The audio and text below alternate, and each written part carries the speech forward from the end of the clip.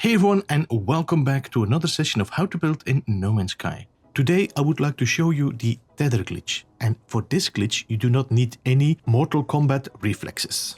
Let's start with the basics of the Tether Glitch. The Tether Glitch is, let's say I have a floor here, and we switch to the wire, and we connect the wire on the floor right here. Then we can pull a wire around in whatever direction we want to pull it in. And then if we switch back from that wire to our floor tile, you will notice that we have this floor floating in the air, and it's following the wire which was connected on the floor there. As you can see, I can actually also rotate with that. You can do a lot of fun stuff, which is quite controlled. It's not perfect, but it's definitely controlled. And you can also then go to free placement, and that will allow you to snap a floor wherever you want to, and it will follow that angle of the wire. So if you go there and I go down, you can see that I also can go down here. So this technique is quite fun to play around with, but I did not see the applications at first. It's just a part floating in the air, it's following a wire. I mean, there was no way to snap it properly, you don't have any control over it, how it really snaps together. So you can create shapes, but they can be quite messy. Today I would like to show you two ways I've been using the Tether Glitch as a way to improve my building and the decorations I've been doing. So let's begin with placing a wall here on the side, then go to our floor, change to the wire, and as you can see the wire collides against the wall here, and we just go to the center point there. And then once you see this wire tilting up like this, we place the wire and we pull the wire up. Now we can switch back to the floor. And now you can see that we can line up this floor along with that center point of the wire. And if we do free placement, we will be able to control how this floor is angled if we want to use, for example, a standing up floor. Now, this is not precise, just that you know, this is quite fickle to place. Another technique we could do is actually just flipping out a floor upside down. We just go to our floor again. We place a wire here. We stretch out the wire and then we change back to the floor by pressing the triangle. And then we do toggle placement. And let's go a little bit further so that we can see that it actually is flipped up. There we go. Now if we connect this here, you will now see that this is indeed flipped upside down. So this is a few quick ways to control the direction of your floors or whatever building part. So for the moment, the most fun and the most use I have found for the Tether Glitch is actually placing an item on whatever surface you have in the game. That means that I can perfectly align it up with it. So let me, for example, take the cart here. Let's place that one here. And let's do another one and let's place that one here.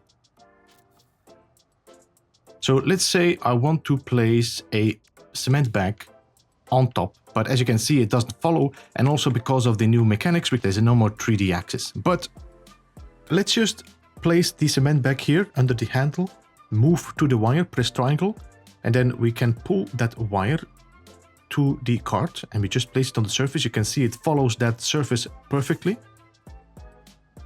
And then we switch back to the cement bag. You can now see that the cement bag is following that angle perfectly. Now we can just duplicate that one and just place a few more. And it's possible, but as you can see, this is still a little bit weird. It does rotate in the wrong direction and I didn't find any way to rotate that. If you would go to your wire again, you can still pull a wire here and then go back to it. You cannot rotate it, but you can still scale things. So if you want to scale things up, that's also possible. So it's possible to make your cart really nicely filled up with items. Everything can be done like that. There's no limit. And in theory, this is also not really a glitch. It seems to be more like a built mechanic now. So if I want to put that small box on there, I just pull the wire here, bring the wire over there, bring the small box, scale it up. And there we go. This now is perfectly angled again with the cart.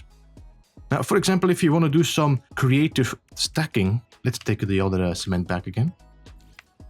Let's say I'm placing one cement bag here. Then you want to place another one, but you want to stack it so it looks like it's laying on top of it. You just go back to your wire, take the top of your cement bag, bring it over to the bottom here, and then just bring back your building part. As you can see, I'm going to be able to stack it because it's following that wire like this.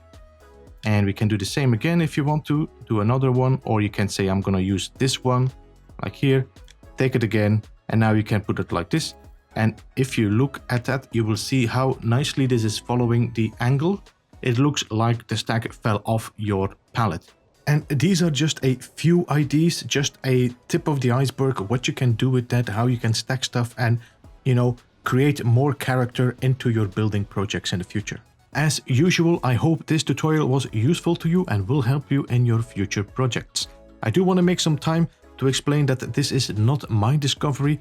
Ballista Cola and Joker Smoker were the first ones to come across this one, so definitely check out their channels if you are interested in more building.